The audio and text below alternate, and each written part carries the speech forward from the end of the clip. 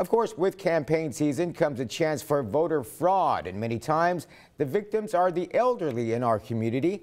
CBS 4's Nora Salinas is live in the studio with more. Nora?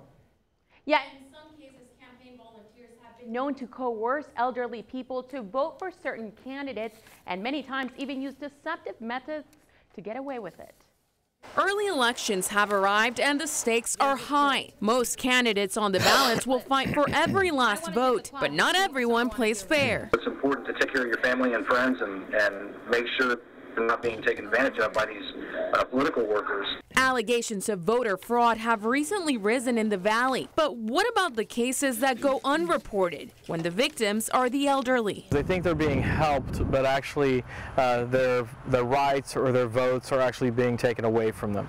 Cameron County Elections Administrator Remy Garza says political workers can illegally target elderly people to obtain votes by signing them up for mail-in ballots without their consent.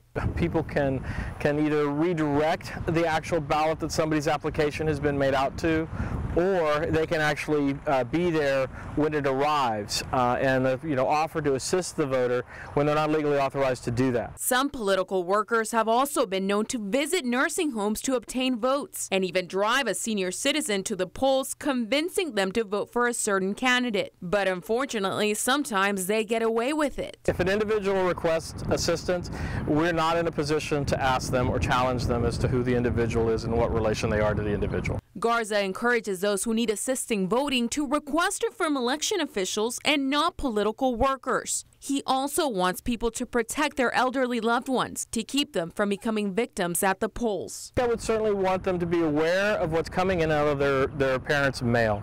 If suddenly there's new individuals that your parents might be referring to, you might want to check to see if something's going on with respect to ballots. If you believe you have witnessed any type of voter fraud, you are urged to let your local authorities know immediately.